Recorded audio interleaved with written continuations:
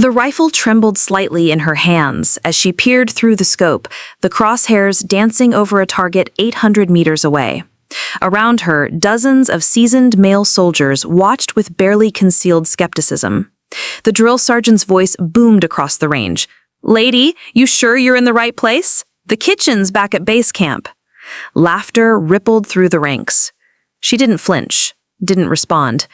Instead, she steadied her breathing, felt her heartbeat slow to a rhythmic thump, and squeezed the trigger. The shot rang out like thunder across the silent range. 800 meters away, the target's bullseye exploded in a perfect hit. The laughter died instantly. Before we jump back in, tell us where you're tuning in from, and if this story touches you, make sure you're subscribed, because tomorrow I've saved something extra special for you. This is the story of Sergeant Major Sarah Chen, the woman who shattered every preconceived notion about female soldiers and rewrote the record books of military marksmanship. But her journey to becoming one of the deadliest snipers in modern military history began long before that fateful day on the shooting range. It started in a small farming town in rural Montana, where a young girl with steady hands and an unbreakable spirit would first discover her extraordinary gift. Sarah Chen was born in 1985 to immigrant parents who had fled political persecution in their homeland, seeking the American dream in the vast expanses of Big Sky country. Her father, David, worked double shifts at a local meat packing plant, while mother, Lynn, cleaned offices downtown. Money was always tight in the Chen household, but what they lacked in material wealth, they made up for in determination and family values. From the age of 7, Sarah accompanied her father on hunting trips into the Montana wilderness. These weren't recreational outings, they were necessity. The Chen family relied on wild game to supplement their grocery budget, and David taught his daughter that every shot had to count. There was no room for waste, no second chances when your family's next meal depended on your accuracy. "Breathe in, breathe out halfway, hold it, squeeze slowly," David would whisper, as young Sarah crouched beside him in the pre-dawn darkness, her small hands gripping a .22 caliber rifle that seemed almost too big for her frame. "The rifle is just a tool, Sarah. Your mind, your patience, your respect for the animal, that's what makes you a true marksman." By the time Sarah was 12, she was out shooting grown men at local hunting competitions. Her natural ability was uncanny. She seemed to possess an intuitive understanding of wind patterns, bullet drop, and the subtle art of breathing control that took most shooters years to master. But in rural Montana in the late 1990s, exceptional marksmanship skills in a young Asian American girl were often met with suspicion rather than admiration. "She's probably cheating somehow," whispered the other competitors' parents. "No way a little girl can shoot like that naturally." The accusations stung, but they also forged something unbreakable in Sarah's character. She learned early that she would have to prove herself not once, but over and over again, that her achievements would always be questioned, and that the only way to silence the doubters was through undeniable excellence. High school brought new challenges and new opportunities. Sarah joined the rifle team and led them to 3 consecutive state championships, setting individual records that still stand today. Her guidance counselor, Mrs. Peterson, recognized not just Sarah's shooting talent, but her natural leadership abilities and unshakable composure under pressure. Have you ever considered the military, Sarah? With your skills and discipline, you could have an incredible career serving your country. The suggestion intrigued Sarah, but it also terrified her. The military in 2003 was still very much a male-dominated institution, and women were officially barred from serving in direct combat roles. The idea of facing the same skepticism and discrimination she'd encountered in Montana, but amplified across an entire military branch, seemed daunting. But the events of September 11th had profoundly impacted Sarah, as had millions of Americans. She felt a deep calling to serve, to use her unique talents in defense of the country that had given her family refuge and opportunity. Against her parents' wishes and despite the uncertainty of what role she might be able to play as a female soldier, Sarah enlisted in the United States Army immediately after graduation. Basic training at Fort Benning was a rude awakening. The physical demands were manageable. Sarah's years of hunting in Montana terrain had given her excellent conditioning, but the psychological warfare was relentless. Drill instructors seemed determined to break down what they saw as a naive farm girl who had no business in their ranks. "Chen, you think this is summer camp? You think we're here to hold your hand and sing Kumbaya?" Drill Sergeant Rodriguez would scream, his face inches from hers during morning inspections. "You're going to wash out in 2 weeks, just like every other princess who thought she could play soldier." But Sarah had faced down skeptics her entire life. She met every challenge head-on, excelling in combat training, tactical exercises, and academic coursework. When it came time for weapons qualification, however, something extraordinary happened that would change the trajectory of her military career forever. The M16 rifle felt familiar in her hands, like greeting an old friend after a long absence. As her platoon lined up for their qualification rounds, nervous energy crackled through the air. Many of the young recruits had never fired a weapon before enlisting, and their anxiety was palpable. Sarah's first shot group was perfect. 5 rounds clustered so tightly at 300 meters that they formed a single ragged hole barely larger than the bullet diameter. The range officer, Master Sergeant Williams, walked down to inspect her target with a puzzled expression. He'd been running qualification courses for 15 years and had never seen groupings that tight from a recruit. "Recruit Chen," Master Sergeant Williams called out, his voice carrying a new note of respect. "Report to my office after chow. We need to talk." That conversation would prove to be the turning point in Sarah's military career. Master Sergeant Williams, a former sniper himself, recognized something exceptional in the young recruit's abilities. Despite the official policies that barred women from sniper units, he began working behind the scenes to create opportunities for Sarah to develop her remarkable skills. "Listen, Chen," he said during that first private meeting, "what you did out there today isn't normal. I've seen maybe 3 or 4 shooters in my entire career who had that kind of natural ability. But I'm going to be straight with you. The system isn't set up for someone like you. You're fighting 2 battles, proving you belong in the military and proving that women can do jobs they've been told they can't do." Williams became Sarah's unofficial mentor, arranging for her to receive additional marksmanship training during her off-duty hours. He introduced her to advanced concepts like ballistic calculations, wind reading, and the psychological aspects of precision shooting. Under his guidance, Sarah's already impressive skills evolved into something truly extraordinary. But progress was slow and often frustrating. After completing basic training and advanced individual training as a military police officer, Sarah found herself assigned to routine security duties that barely utilized her talents. She spent months checking IDs at base gates and conducting vehicle searches, her rifle skills slowly atrophying from lack of use. The invasion of Iraq in 2003 changed everything.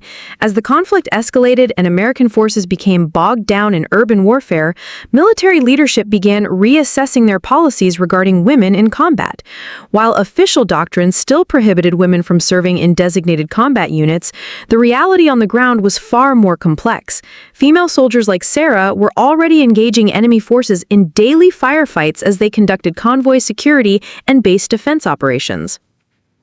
It was during one such mission that Sarah's extraordinary abilities first came to the attention of higher command.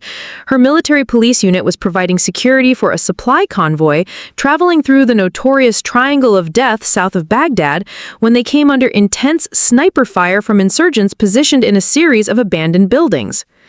The convoy ground to a halt as soldiers scrambled for cover behind their vehicles.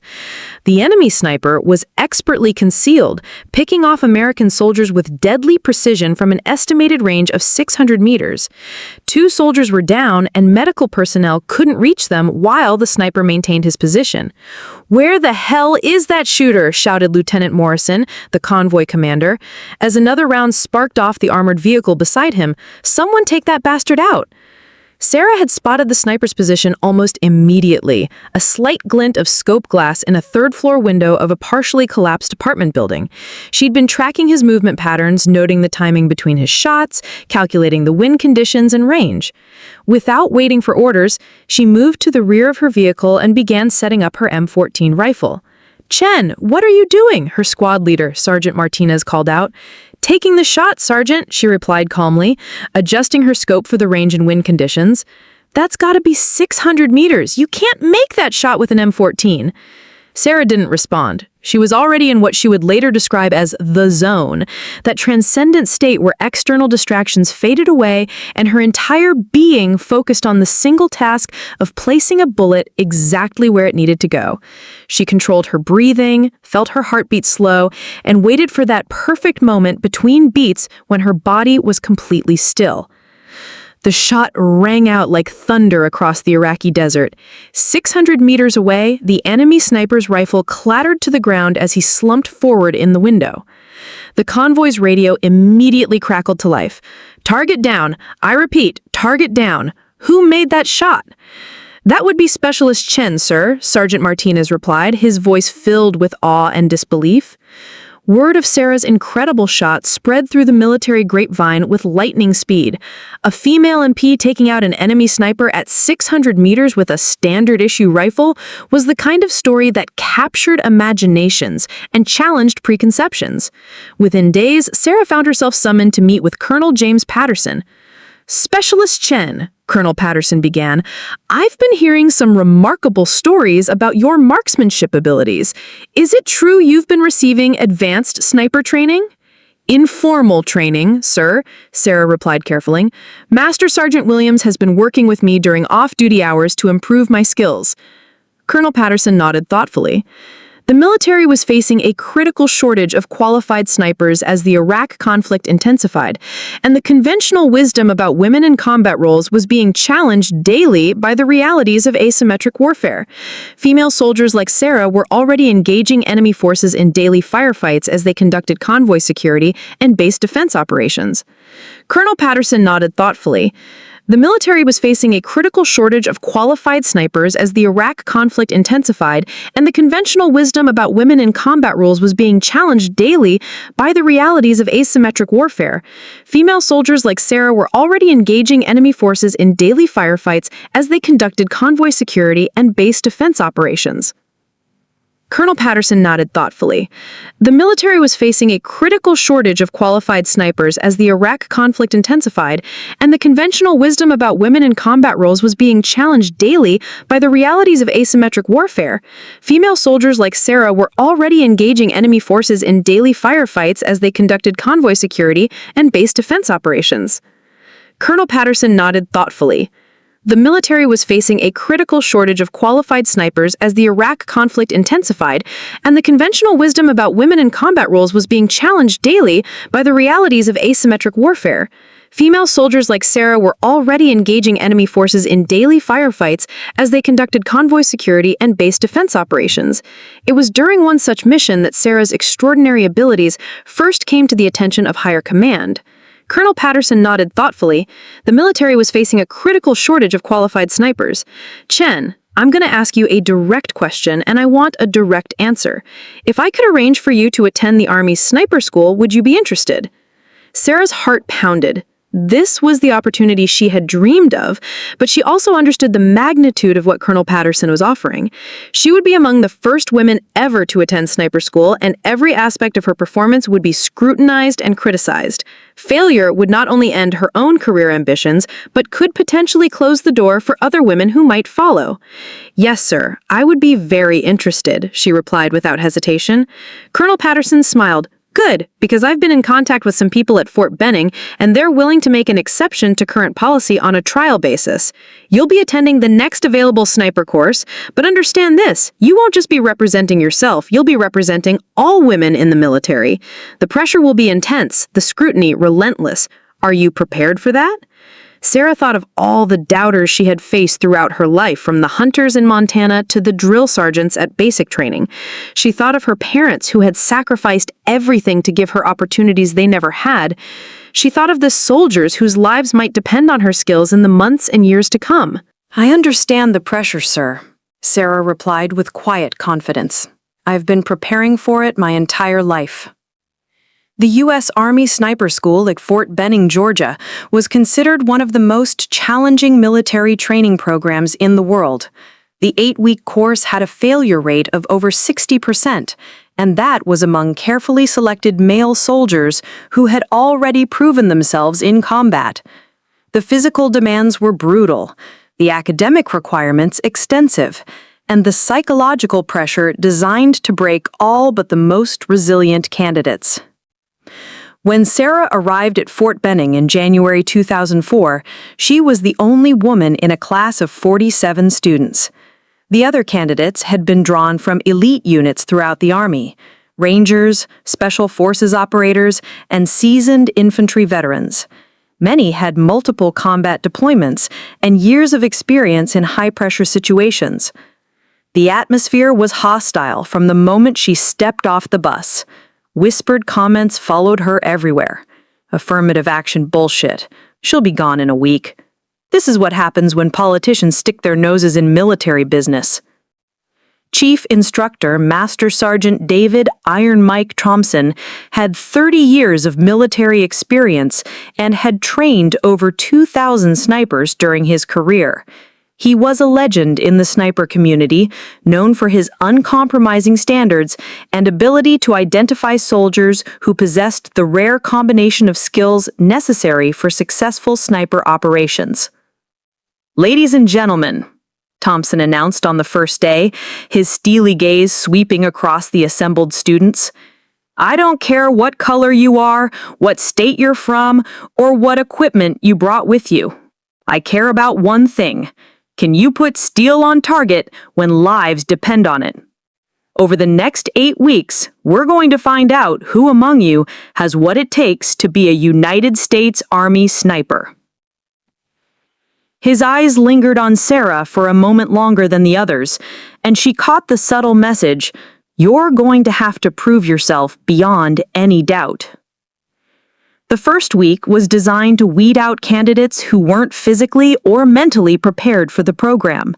Students were required to carry 50-pound packs over 20-mile forced marches in full gear, complete complex mathematical calculations while exhausted, and demonstrate proficiency with multiple weapon systems under time pressure. Sarah's years of hunting in Montana's rugged terrain served her well during the physical challenges. While other candidates struggled with heavy packs and difficult navigation exercises, she moved through the Georgia wilderness with the confidence of someone who had been reading terrain and tracking game since childhood. The academic portion proved equally manageable. Sarah's natural aptitude for mathematics, combined with her practical understanding of ballistics gained through years of hunting, allowed her to master complex concepts like bullet trajectory calculation and environmental factor assessment with remarkable speed. But it was on the shooting range that Sarah truly began to separate herself from her peers. The marksmanship standards for sniper school were demanding.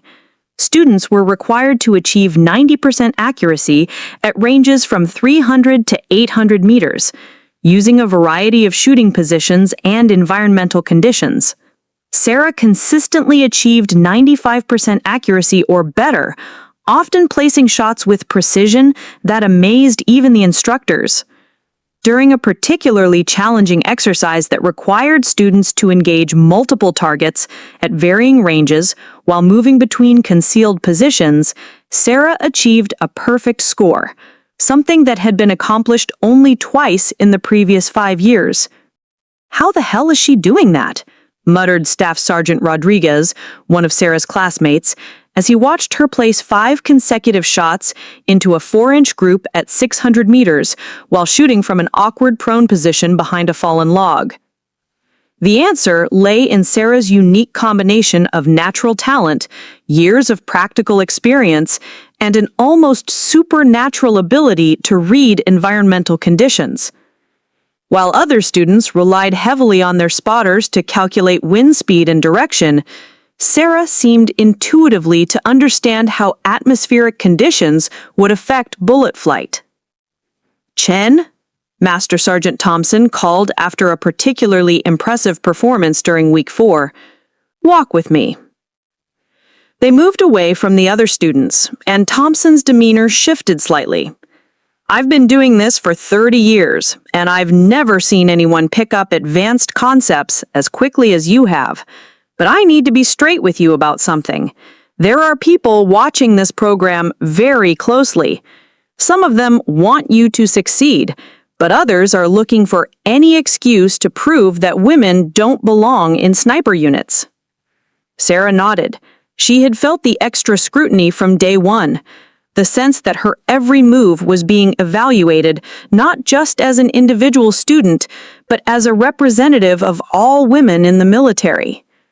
What that means, Thompson continued, is that being good isn't going to be enough. You're going to have to be exceptional. You're going to have to graduate not just among the top students in your class, but as the best student this program has seen in years.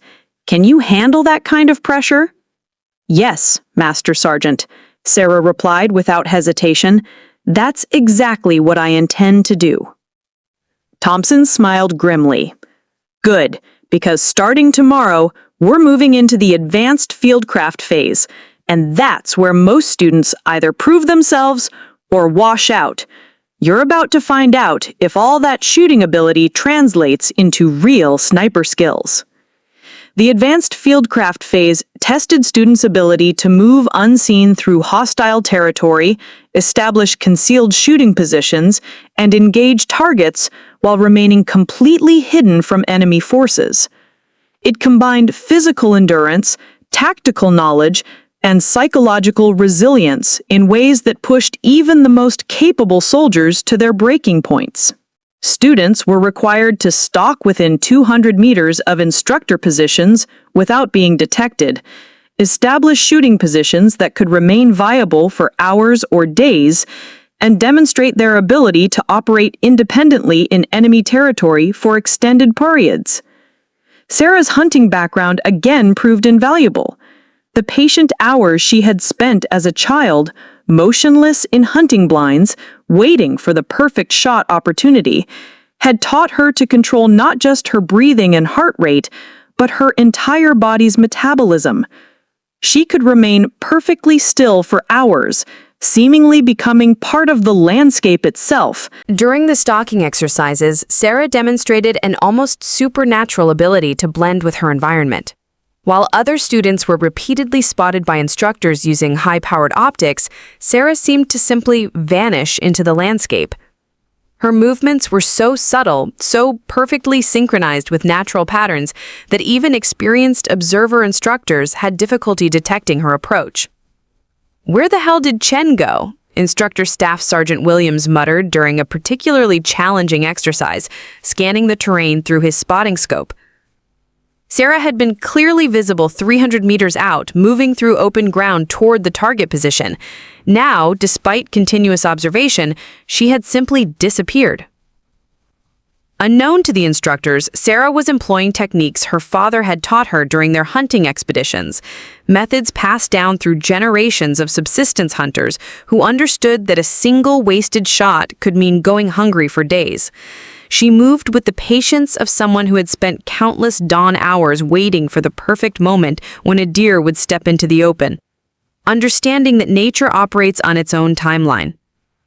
When Sarah finally took her shot from an impossible-to-detect position just 150 meters from the target, the sound of the blank round seemed to come from everywhere and nowhere at once.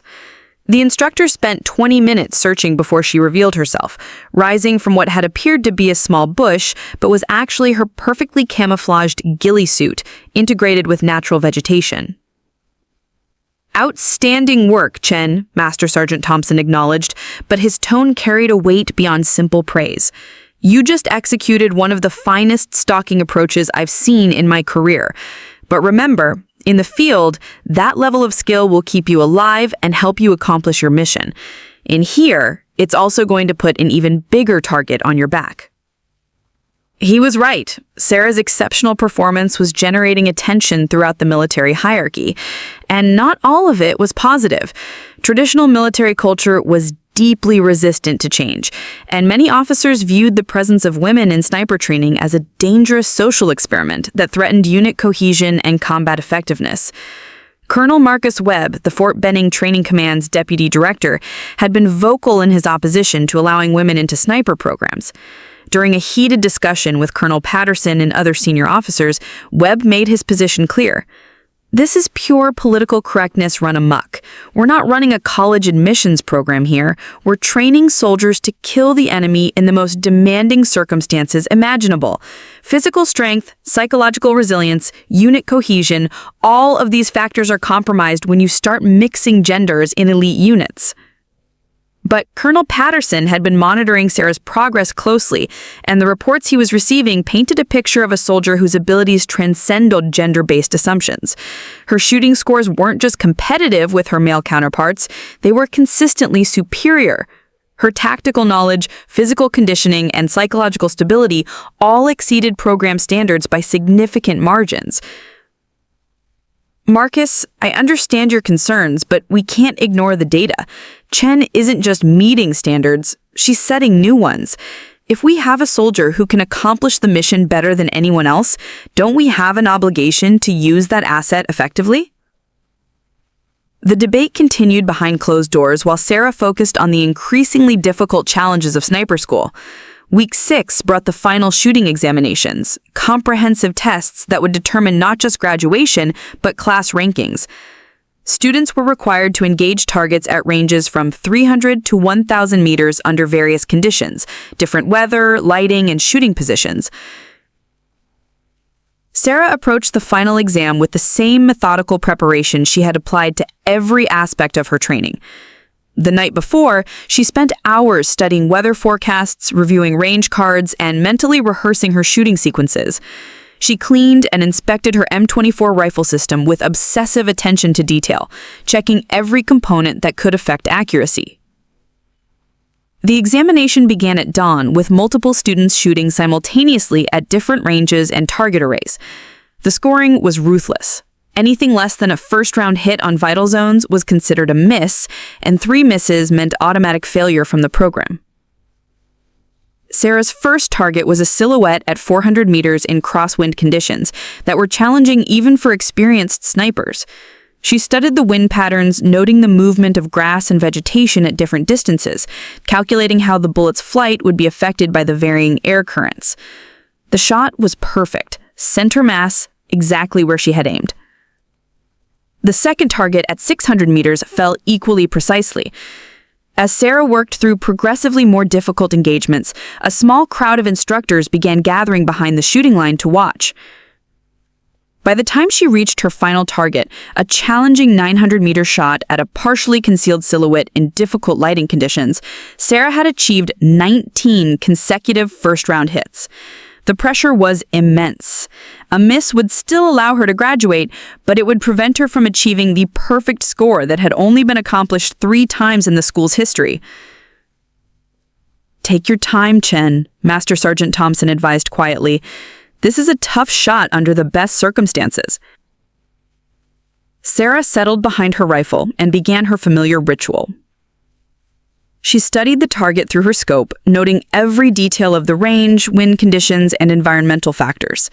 The target was barely visible in the poor lighting, presenting only a narrow silhouette that offered little margin for error. She controlled her breathing, felt her heartbeat slow to its familiar rhythm, and waited for that perfect moment between beats when her body achieved complete stillness. The crosshair settled on the target's center mass. She began her slow, steady trigger squeeze. The rifle's report echoed across the range. 900 meters away, the target jerked backward as the bullet found its mark with devastating precision. Perfect score. 20 out of 20 targets. The first perfect score achieved by any student in over 3 years. The silence that followed Sarah's perfect performance was deafening. Instructors and students alike stared downrange at the target, then back at the young woman who had just accomplished something that seasoned snipers considered nearly impossible. Master Sergeant Thompson walked to the spotting scope and confirmed what everyone already knew: another perfect center mass hit.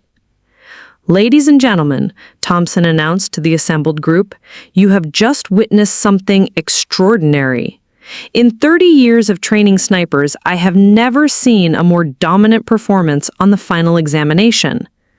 But even as Sarah basked in the moment of achievement, she understood that her real challenges were just beginning. Graduating from sniper school was only the first step. Now she would have to prove herself in actual combat operations, where the stakes were measured not in test scores, but in lives saved or lost. The graduation ceremony was a bittersweet affair. Of the 47 students who had begun the program, only 28 graduated, and Sarah finished ranked first in her class. She had achieved the highest combined scores in marksmanship, fieldcraft, and academic performance in the school's recent history. As Colonel Patterson pinned the distinctive sniper badge on her uniform, he spoke quietly enough that only Sarah could hear. "You've done something remarkable here, Sergeant Chen, but this is just the beginning. There are going to be people who will never accept what you've accomplished, no matter how impressive your achievements. Stay focused on the mission, trust in their abilities, and remember that every shot you take in combat is going to be scrutinized by people looking for excuses to prove you don't belong." Sarah nodded solemnly. She had broken barriers and shattered records, but she understood that true acceptance would only come through proven performance in the unforgiving crucible of combat operations. Her first assignment as a qualified sniper came with the 3rd Infantry Division, deploying to Iraq's Al Anbar province in support of Operation Iraqi Freedom. The region was experiencing some of the most intense insurgent activity of the entire conflict, with daily ambushes, improvised explosive device attacks, and coordinated assaults on coalition forces. Staff Sergeant Mike Johnson, her assigned spotter, was a 10-year veteran who had completed 3 previous combat deployments. He had specifically requested assignment to another sniper team when he learned he would be working with a female partner, but personnel shortages left him with no choice. "Look, Chen," Johnson said during their first meeting at Forward Operating Base Ramadi, "nothing personal, but I've got a wife and 2 kids back home, and I plan to see them again. I've heard you can shoot, and that's great, but there's a lot more to being a sniper team in combat than hitting targets on a range." Johnson's skepticism was understandable. Combat sniping required not just marksmanship skills, but the ability to operate for days in hostile territory, carry heavy equipment over long distances, and make life-or-death decisions under extreme pressure. The physical demands alone were daunting. Sniper teams routinely carried 80-pound packs through difficult terrain while maintaining complete stealth. Sarah's first combat mission came just 3 days after arriving in country. Intelligence reports indicated that a high-value insurgent leader was operating from a compound in eastern Ramadi, and sniper teams were being positioned to provide overwatch during a planned raid by Special Operations Forces. The insertion required a 4-mile movement through urban terrain at night, navigating around enemy checkpoints and potential ambush sites. Sarah and Johnson moved with practiced stealth, communicating through subtle hand signals and maintaining constant awareness of their surroundings. They established their position on the roof of an abandoned building 400 meters from the target compound, carefully constructing a concealed hide that would allow them to observe the area while remaining invisible to enemy forces. The waiting began, the patient, motionless vigil that was as much a part of sniping as pulling the trigger. Hours passed. Sarah remained perfectly still, her eye pressed to the scope, cataloging every detail of the target area. She noted patterns of civilian movement, identified potential escape routes, and tracked the activities of suspicious individuals who might be insurgent lookouts. At 3:47 hours, movement in the target compound caught her attention. A figure emerged from the main building, moving with the purposeful stride of someone who wasn't just a civilian caught in the wrong place. Sarah studied him through her scope, noting the way he carried himself, his awareness of his surroundings, the bulge of what appeared to be a weapon under his clothing. "I've got a military-aged male moving from the primary structure," she whispered into her radio, "appears to be armed, moving toward the south wall." The special operations team was still 20 minutes out from beginning their assault, but the figure Sarah was tracking appeared to be preparing to escape the compound. If he escaped, valuable intelligence would be lost, and future operations against his network would be compromised. "Sniper 2-1, you are cleared to engage if he attempts to leave the compound," came the response from the mission commander. Sarah watched as the figure reached the compound wall and began climbing over. He was clearly attempting to escape before the raid commenced, carrying what appeared to be documents or other intelligence materials. The shot angle was difficult, partially obscured by the wall at 400-meter range with a slight crosswind. She adjusted her scope for the range and wind conditions, settled into her shooting position, and waited for the perfect moment. The insurgent reached the top of the wall and paused, silhouetted against the night sky. Sarah's rifle spoke once. The figure crumpled and fell back inside the compound. "Target down," she reported calmly.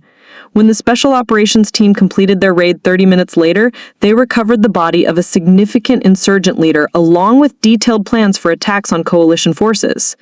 Sarah's single, precisely placed shot had prevented his escape and preserved intelligence that would save American lives in the days and weeks to come.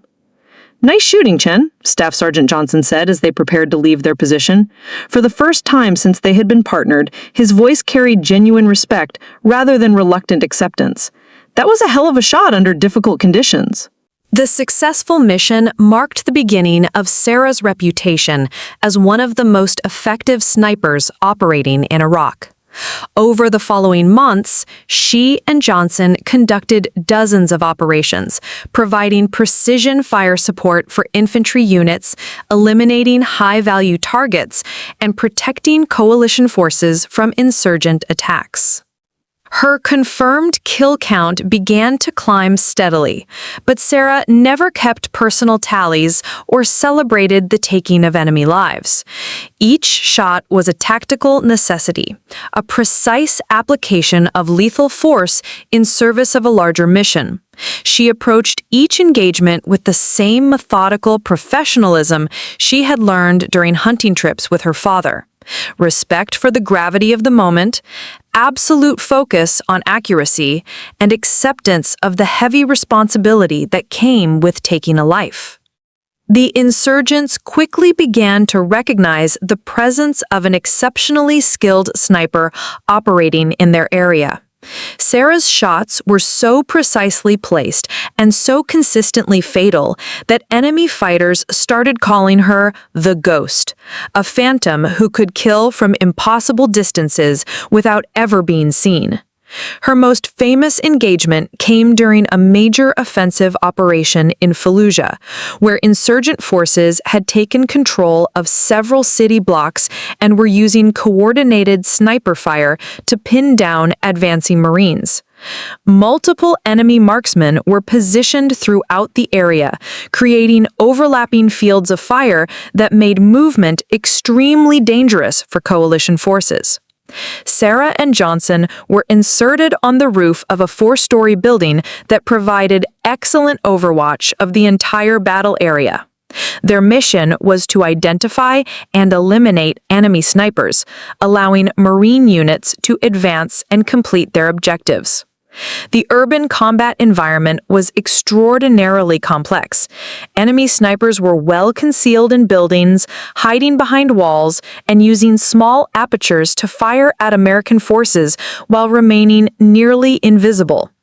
Identifying their positions required exceptional observation skills and patience. Sarah spent the first hour of the engagement systematically studying every building in her sector, looking for the subtle signs that might reveal enemy positions. Muzzle flashes, slight movements of curtains or debris, the glint of optical equipment. Her years of hunting experience served her well. She had learned to spot the smallest details that revealed the presence of game animals, and those same skills allowed her to detect human adversaries. "I've got movement in the 3rd-floor window of the blue building 600 meters northeast," she whispered to Johnson, who was serving as her spotter and maintaining communication with the Marine units below. Johnson studied the area through his spotting scope. "I don't see anything," he replied after several minutes of observation. Sarah continued watching. The insurgent sniper was exceptionally well concealed, but she had caught a glimpse of movement that suggested his position. She waited patiently, knowing that eventually he would have to expose himself to engage American forces. 15 minutes later, her patience was rewarded. The insurgent sniper fired at a Marine position, and Sarah caught the brief muzzle flash from the window. Now she knew exactly where he was hidden. The shot was challenging, 600 meters through an urban environment with multiple obstacles and wind currents created by the surrounding buildings. Sarah calculated the various factors affecting bullet trajectory and settled behind her rifle. She waited for the insurgent to fire again, knowing that the sound of his rifle would mask her own shot and make it difficult for other enemy fighters to locate her position. When his muzzle flash appeared in the window, Sarah was ready. Her bullet traveled the 600 meters in just over a half a second, passing through the window opening and finding its target with lethal precision. The enemy fire from that position ceased immediately. "Target neutralized," Sarah reported, scanning for additional threats. Over the next 4 hours, Sarah identified and eliminated 6 more enemy snipers, each shot placed with surgical precision from ranges between 400 and 800 meters. Her performance allowed Marine units to advance through areas that had been completely blocked by enemy fire, ultimately securing their objectives with minimal American casualties. Colonel Sarah Mitchell, the Marine Battalion commander, personally commended Sarah's performance in her after-action report. Sergeant Chen's exceptional marksmanship and tactical awareness were instrumental in the success of this operation.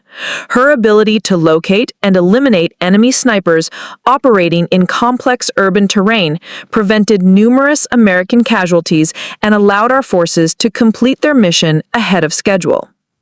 But success in combat brought new challenges and unexpected consequences. News of Sarah's achievements began reaching military leadership and eventually media outlets back in the United States.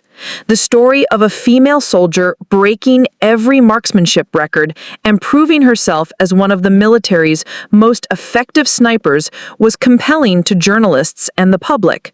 But it also attracted unwanted attention from military officials who were uncomfortable with the precedent her success was setting.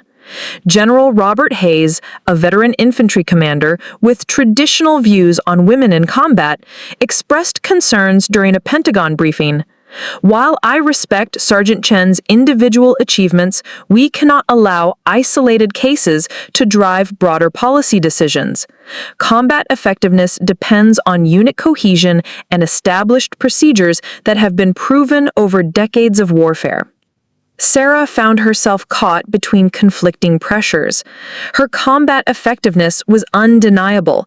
She had compiled one of the highest confirmed kill counts of any sniper in her unit, consistently performed at the highest levels under extreme pressure, and earned the respect of the Marines and soldiers she supported in the field. But her very success was challenging fundamental assumptions about women's roles in military service. The pressure intensified when Sarah was selected for promotion to staff sergeant and recommended for the Bronze Star Medal for her actions during the Fallujah operation. The medal recommendation sparked heated debate within military leadership about whether recognizing her achievements would encourage more women to seek combat roles, potentially undermining what traditionalists viewed as military readiness. Despite the political controversy surrounding her service, Sarah remained focused on her mission. She understood that every shot she took, every operation she completed successfully, was being evaluated not just on its tactical merits, but as evidence in a larger debate about women's capabilities in combat situations. Her commitment to excellence never wavered. If anything, the additional scrutiny motivated her to maintain even higher standards, knowing that any failure or mistake would be magnified and used as justification for limiting other women's opportunities in the future. Sarah's second deployment to Afghanistan in 2005 would prove to be the ultimate test of her skills and resolve. The mountainous terrain of the Hindu Kush presented challenges that differed dramatically from the urban warfare of Iraq. Here, engagements occurred at extreme ranges across valleys and ridge lines, with environmental factors like altitude, temperature, and wind patterns that could affect bullet trajectory in complex and unpredictable ways. Her new assignment was with the 10th Mountain Division, supporting operations against Taliban and al-Qaeda forces in some of the most remote and dangerous territory in Afghanistan. The unit she joined had initially been skeptical about accepting a female sniper, but word of her performance in Iraq had preceded her, and she was received with cautious respect rather than outright hostility. Captain David Rodriguez, her new commanding officer, was a pragmatist who cared more about combat effectiveness than military politics. During their first briefing, he laid out his expectations clearly. "Chen, I've read your file, and I'm impressed with what you accomplished in Iraq. But Afghanistan is different. The ranges are longer, the conditions are more challenging, and we're operating with smaller teams and more isolated positions. You're going to be tested in ways that Iraq never prepared you for." Sarah's first mission in Afghanistan involved establishing an observation post on a remote mountainside to monitor Taliban movement through a strategic valley. The position required a grueling 12-hour climb through treacherous terrain, carrying full equipment loads at altitudes that left many soldiers struggling for breath. Her new spotter, Sergeant First Class Marcus Washington, was a seasoned mountain warfare specialist who had completed multiple deployments in Afghanistan. Unlike her previous partner, Washington had specifically requested to work with Sarah after hearing about her reputation from other snipers in the theater. "I don't care if you're male, female, or Martian," Washington had told their unit commander. "If Chen can shoot like everyone says she can, I want to be on her team. In this terrain, precision matters more than anything else." The observation post they established overlooked a valley that intelligence reports indicated was a major smuggling route for weapons and fighters moving between Pakistan and Taliban strongholds deeper in Afghanistan. Their mission was to monitor the area for 48 hours, gathering intelligence on enemy movement patterns and engaging high-value targets if opportunities presented. The first day passed quietly, with only civilian traffic visible in the valley below. Sarah used the time to study the terrain, noting how wind patterns changed throughout the day as temperatures shifted, how the thin mountain air would affect bullet trajectory, and how the extreme ranges, some potential targets were over 1,200 meters away, would challenge even her exceptional marksmanship skills. On the second day, Washington spotted movement that immediately caught their attention. A convoy of vehicles was moving through the valley, but their pattern of movement and the way they positioned security elements suggested this was not civilian traffic. Through her scope, she could see armed men in the vehicles, and the lead truck appeared to be carrying some kind of heavy weapon. "Command, this is Overwatch 7, Washington radioed. "We have eyes on a suspected enemy convoy, 6 vehicles, estimated 30 to 40 personnel, moving north through the valley." The response came back quickly. "Overwatch 7, intelligence indicates high-value targets may be in that convoy. You are cleared to engage at your discretion." Sarah studied the convoy through her scope, calculating ranges and planning her engagement sequence. The vehicles were moving at approximately 1,100 meters range, an extremely challenging shot under any circumstances, made even more difficult by the mountain environment and moving targets. She decided to target the lead vehicle first, specifically the driver, which would stop the convoy and allow her to engage other targets before they could escape or take effective cover. The shot required calculating not just the extreme range and environmental factors, but also the speed and direction of the moving vehicle. Sarah settled behind her rifle and began her familiar ritual of controlled breathing and heartbeat management. Through her scope, she tracked the lead vehicle as it navigated the rough mountain road, waiting for a moment when the vehicle would be stable enough to ensure an accurate shot. The moment came as the vehicle crested a small hill and momentarily straightened on a level section of road. Sarah led the target appropriately, accounting for the vehicle speed and the time it would take for her bullet to reach the target at such extreme range. The rifle's report echoed across the mountain valley like thunder. 1,100 meters away, the lead vehicle's windshield exploded and the truck careened off the road, rolling down a steep embankment before coming to rest against a cluster of rocks. The convoy immediately stopped, and armed men began jumping from the vehicles, looking for cover and trying to determine where the shot had come from. Sarah was already transitioning to her next target, a man who appeared to be directing the others and was likely a senior leader in the group. The second shot was even more challenging, as the target was now stationary, but partially concealed behind a rock outcropping. Sarah waited patiently for him to expose himself enough to present a viable target. When he stepped out from behind cover to issue orders to his men, she was ready. Another perfect shot. The figure collapsed immediately, and panic began to spread through the remaining convoy members. They had realized they were under sniper fire, but the extreme range and Sarah's perfect concealment made it impossible for them to locate her position or return effective fire. For the next 20 minutes, Sarah systematically engaged the convoy, placing precise shots at ranges that pushed the limits of even her exceptional abilities. By the time she and Washington were ordered to withdraw from their position, she had eliminated 8 confirmed targets and effectively destroyed the entire convoy operation. The success of the Valley engagement elevated Sarah's reputation throughout the Afghanistan theater of operations. Word spread quickly through military channels about the female sniper who could consistently make kills at ranges that challenged even the most experienced marksmen. Her confirmed kill count was approaching numbers that placed her among the most effective snipers of the entire war. But with recognition came increased danger. The Taliban had become aware that an exceptionally skilled sniper was operating in their territory, and they began offering substantial bounties for information leading to her capture or death. Sarah's effectiveness had made her a high-priority target for enemy forces. Intelligence reports indicated that the Taliban had brought in foreign fighters specifically trained in counter-sniper tactics, attempting to neutralize what they termed the mountain ghost.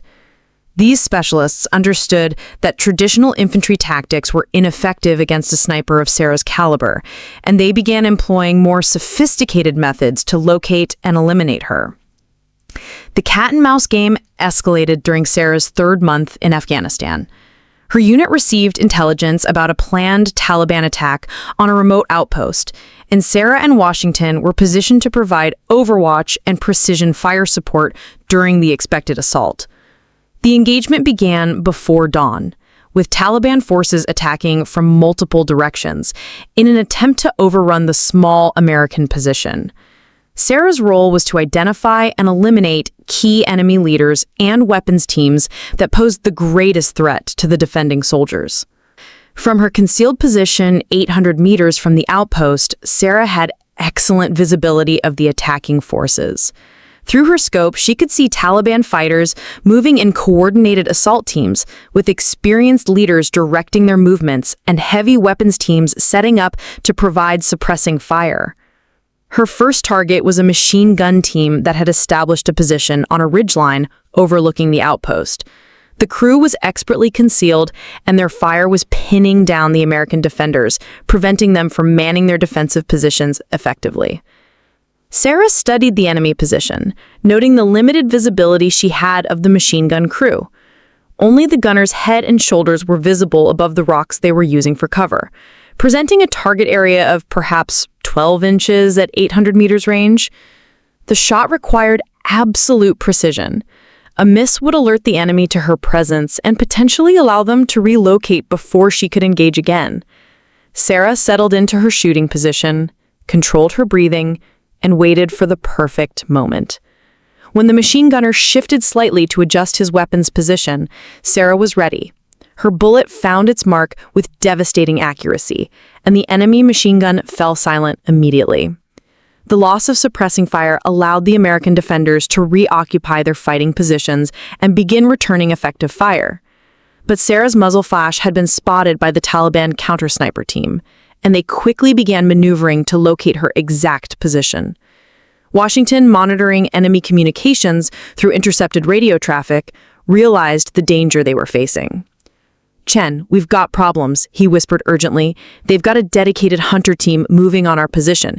These guys aren't regular Taliban. They're talking like they know what they're doing." Sarah understood the implications immediately. Counter-sniper operations required different tactics than regular infantry combat. If the enemy team was truly skilled, they would use coordinated movement, diversionary attacks, and possibly their own precision marksmen to locate and eliminate her position. She had two choices: withdraw immediately and abandon the mission, or continue providing support to the besieged outpost while managing the threat from the approaching enemy specialists. The decision was made easier by reports from the outpost that they were taking casualties and desperately needed continued sniper support to hold their position. "We stay," Sarah decided, "but we need to be ready to move fast if they get too close." Over the next hour, Sarah continued engaging Taliban attackers while constantly monitoring the approach of the counter-sniper team. She eliminated 2 more key targets: an enemy commander who was coordinating the assault, and a rocket-propelled grenade team that was preparing to attack the outpost's main bunker. Each shot revealed her general position to the approaching enemy specialists, but Sarah used techniques learned during her advanced training to minimize their ability to pinpoint her exact location. She varied her firing positions within her concealed hide, used natural terrain features to mask her muzzle flash, and changed her angle of engagement between shots. The Taliban counter-sniper team was closing in, using a combination of direct approach and flanking movements that demonstrated considerable tactical sophistication. Washington tracked their movement through his spotting scope and maintained communication with the outpost to coordinate their defensive efforts. "They're good," Washington admitted as he watched the enemy team's methodical advance. "These guys know how to hunt snipers. We might need to consider extracting soon." But Sarah was focused on a new threat that had appeared near the outpost. A Taliban fighter carrying what appeared to be a suicide vest was moving toward the main defensive position, clearly intending to breach the perimeter and detonate his explosive payload among the American defenders. The target was moving quickly through broken terrain at a range of 750 meters, presenting an extremely difficult shot under any circumstances. Missing would likely result in significant American casualties, but taking the shot would reveal her position definitively to the approaching counter-sniper team. Sarah didn't hesitate. The lives of the soldiers in the outpost took precedence over her own safety. She tracked the moving figure through her scope, leading him appropriately for his speed and direction of movement. The shot was perfect. The suicide bomber collapsed 50 meters short of the defensive perimeter, his explosive vest detonating harmlessly in the open ground between his position and the American forces. But the muzzle flash from her rifle had given the Taliban specialists the precise information they needed. Bullets began impacting around her position as enemy marksmen opened fire from multiple directions. "Time to go," Washington shouted as enemy rounds cracked past their position. The Taliban counter-sniper team had finally located them, and accurate fire was beginning to impact dangerously close to their concealed hide. Sarah quickly broke down her rifle system while Washington gathered their equipment and prepared for immediate withdrawal. They had rehearsed this scenario dozens of times, the emergency extraction under fire that every sniper team feared but trained extensively to execute. Moving from their position required exposing themselves to enemy observation, but staying meant certain death as the Taliban specialists closed in with increasingly accurate fire. Sarah and Washington used a combination of smoke grenades and natural terrain features to mask their movement as they began their tactical withdrawal. The enemy team was skilled and persistent, tracking their movement and maintaining pressure as Sarah and Washington bounded back through the mountainous terrain. Radio communications with their headquarters revealed that extraction helicopters were at least 30 minutes away, meaning they would have to evade pursuit for an extended period while moving toward a suitable landing zone. The chase continued for over 2 hours through some of the most difficult terrain in Afghanistan.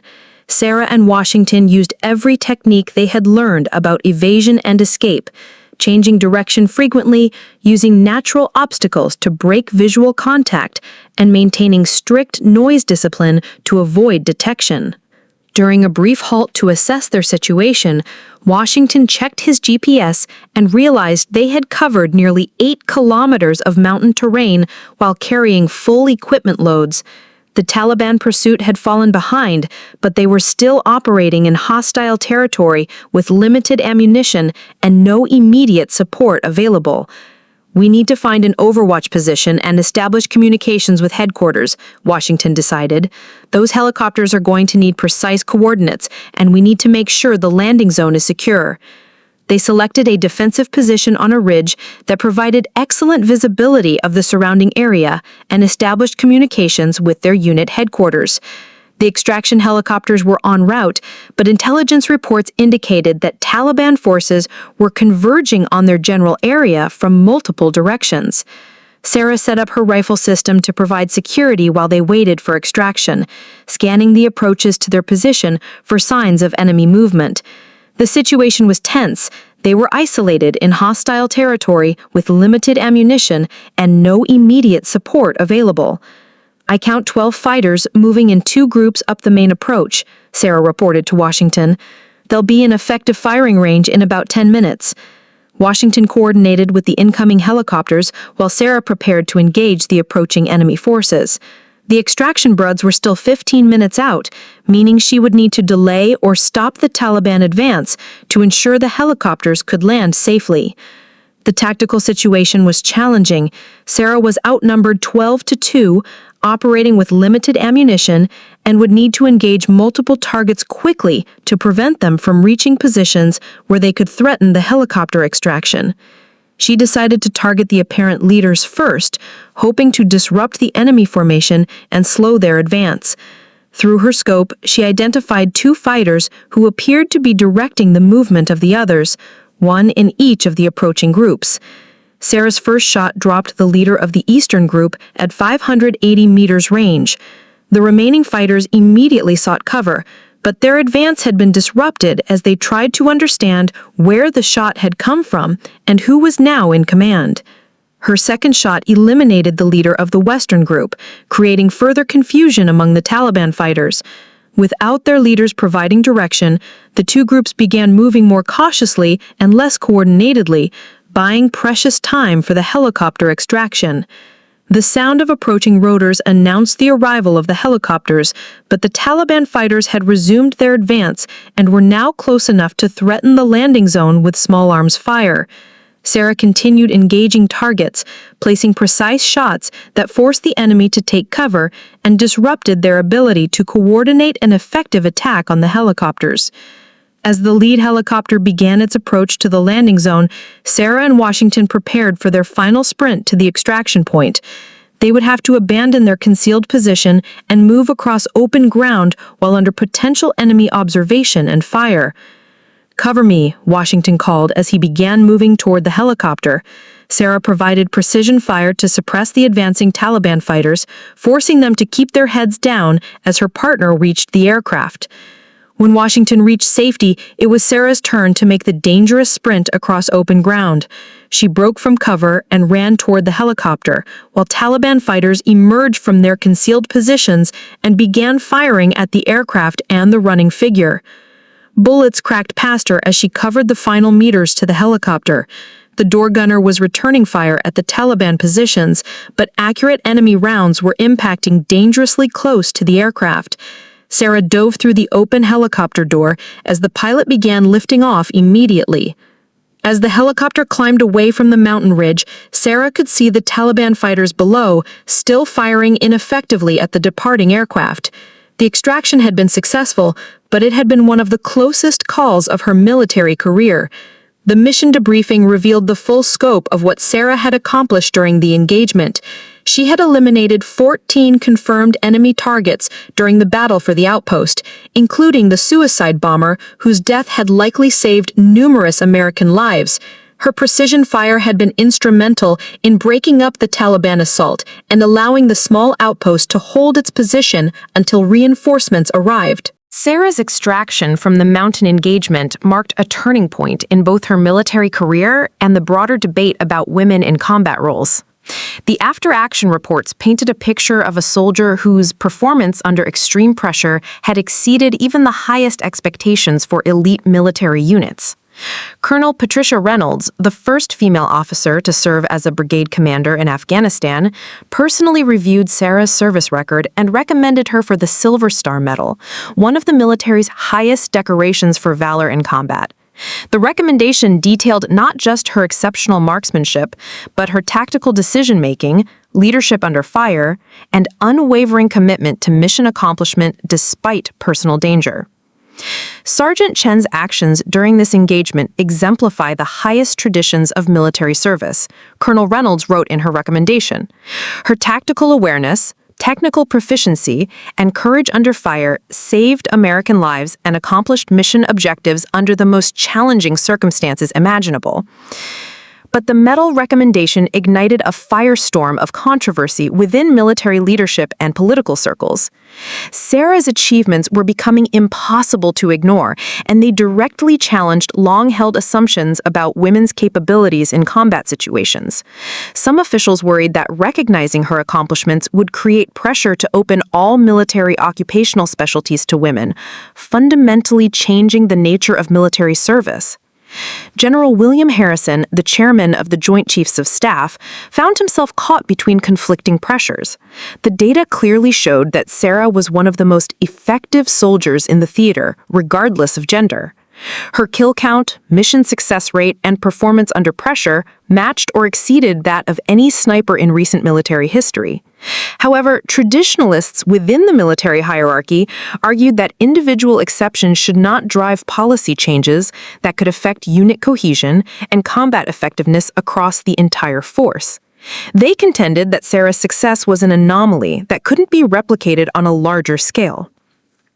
The debate reached the highest levels of government as Congress began examining military policies regarding women in combat. Sarah found herself thrust into a spotlight she had never sought, becoming a symbol in a national conversation about gender equality and military effectiveness. During a congressional hearing on women in combat, Representative Martha Stevens questioned General Harrison directly. "General, we have before us documented evidence of a female soldier who has consistently outperformed her male counterparts in one of the military's most demanding roles. How do we reconcile this reality with policies that continue to exclude women from combat positions?" General Harrison's response was careful and measured. "Representative Stevens, Sergeant Chen's individual performance has been exemplary, and I have her complete respect and admiration.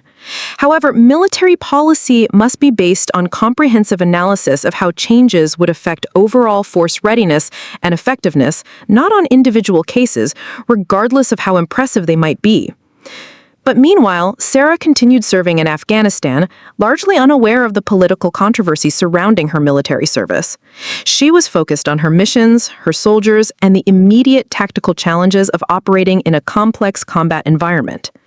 Her final major engagement in Afghanistan came during Operation Mountain Strike, a large-scale offensive against the Taliban strongholds in the Kunar province. Sarah was assigned to provide precision fire support for multiple infantry companies as they advanced through a series of heavily defended valley positions. The operation began with a coordinated assault by 3 separate infantry units, each advancing along different routes toward a central Taliban command complex. The Taliban had prepared extensively for the assault, positioning fighters in well-concealed positions throughout the valley and establishing overlapping fields of fire that created deadly kill zones for advancing American forces. The initial assault quickly bogged down as the infantry companies encountered heavier resistance than intelligence had predicted. From her overwatch position, Sarah could see the entire tactical situation developing. The leftmost infantry company was pinned down by accurate sniper fire from an unknown position. The center company was taking casualties from a well-concealed machine gun nest, and the rightmost company was being channeled into what appeared to be a carefully prepared ambush. Sarah's role was to identify and eliminate the key enemy positions that were preventing the American advance. She began with the sniper who was engaging the left company, systematically searching likely hiding places until she spotted the subtle signs that revealed his location. The enemy sniper was exceptionally well concealed in a rocky outcropping 920 meters from Sarah's position. She could barely see his rifle barrel protruding from a natural gap in the rocks, but it was enough to provide an aiming point for her countershot. The shot required extraordinary precision at extreme range, but Sarah had confidence in her abilities and equipment.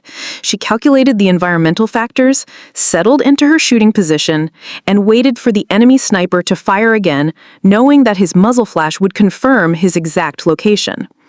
When the Taliban marksman fired at the American forces below, Sarah was ready. Her return shot traveled nearly a kilometer through the thin mountain air, finding its target with devastating accuracy.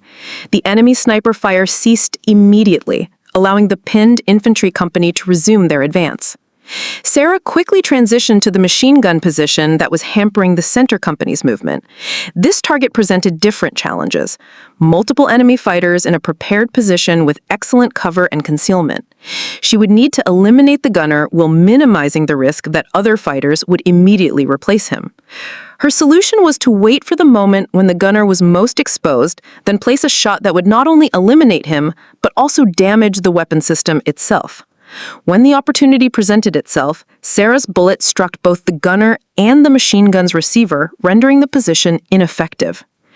The rightmost company situation required the most complex solution. Sarah could see that they were being drawn into an ambush, but the enemy positions were too well concealed for her to engage directly. Instead, she used her precision fire to create a diversion, engaging targets that would force the Taliban fighters to reveal their positions to other American units. Operation Mountain Strike proved to be Sarah's final major combat engagement, but it was also her most significant.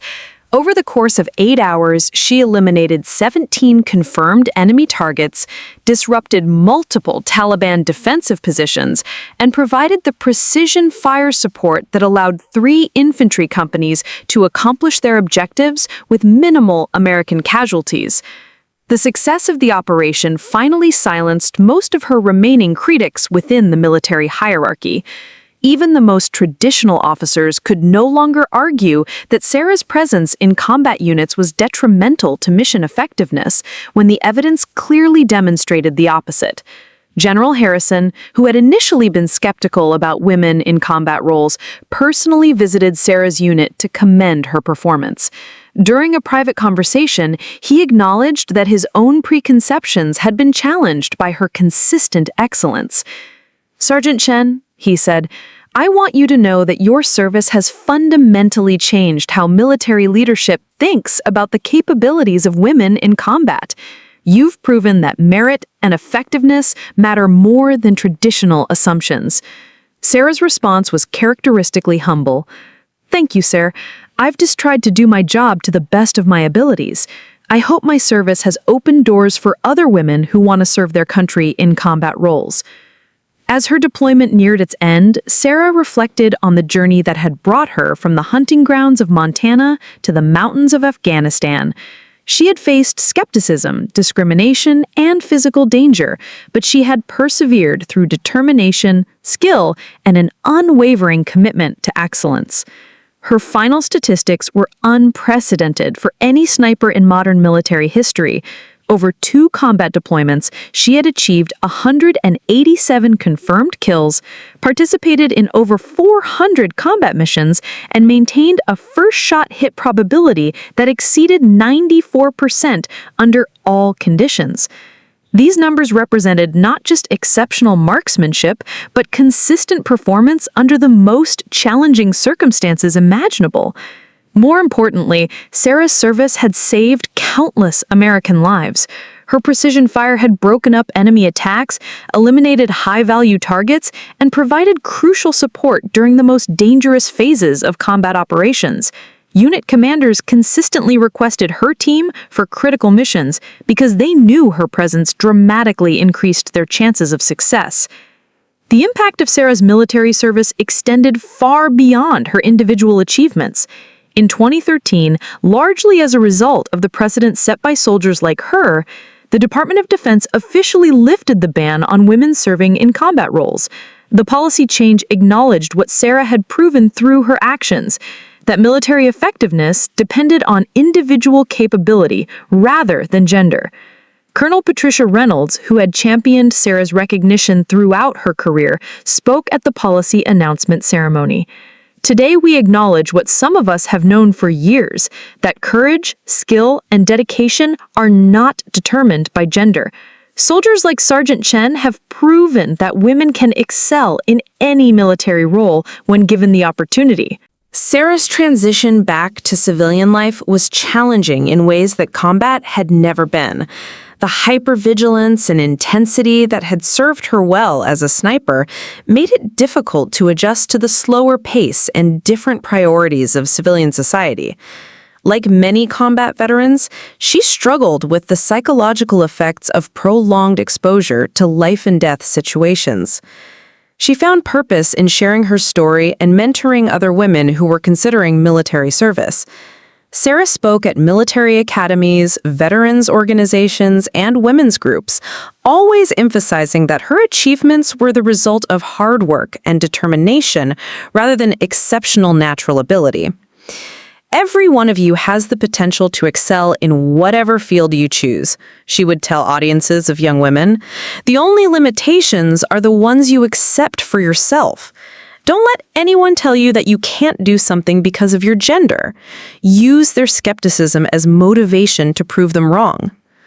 Sarah also became involved in veteran support organizations, working with combat veterans who are struggling with post-traumatic stress and other service-related challenges. Her own experiences had taught her the importance of having support systems and treatment resources for soldiers transitioning back to civilian life. In 2018, Sarah was inducted into the Army Women's Foundation Hall of Fame, recognizing her role in advancing opportunities for women in the military. During her acceptance speech, she paid tribute to the women who had served before her and paved the way for her own opportunities. I stand here today not just representing my own achievements, but honoring all the women who served with distinction in previous generations, often without recognition or acknowledgement, she said. Their sacrifice and dedication made it possible for women like me to serve our country in combat roles. Today, Sarah works as a civilian marksmanship instructor, teaching precision shooting to military and law enforcement personnel. Her reputation for excellence continues, and students travel from around the world to learn from the woman who rewrote the record books of military marksmanship. Her legacy extends beyond her individual achievements to the fundamental changes she helped to bring about in military culture and policy. Thousands of women now serve in combat roles that were previously closed to them, following the path that Sarah helped establish through her exemplary service. The young girl from rural Montana who first picked up a rifle on hunting trips with her father had grown into a soldier whose impact on military history was immeasurable. She had faced every challenge with courage and determination, proving that excellence knows no gender boundaries. Sarah Chen's story demonstrates that barriers exist to be broken, that skepticism can be overcome through performance, and that individual determination can change institutional culture. She didn't just become one of the military's most effective snipers, she redefined what was possible for women in the armed forces. Her journey from that first day on the shooting range, when laughter died at the sound of her perfect shot, to becoming a decorated combat veteran and military pioneer, proves that when given the opportunity, extraordinary individuals will rise to meet any challenge. Her record, she set, may eventually be broken, but the precedent she established that merit and capability matter more than traditional assumptions will endure as her most important legacy. Sarah Chen didn't just prove that women can be snipers, she proved that excellence has no gender and that determination can overcome any obstacle. Her story continues to inspire new generations of women entering military service, showing them that no dream is too ambitious and no goal too challenging when pursued with dedication, skill, and unwavering determination to succeed. Up next, you've got 2 more standout stories right on your screen. If this one hit the mark, you won't want to pass these up. Just click and check them out. And don't forget to subscribe and turn on the notification bells so you don't miss any upload from us.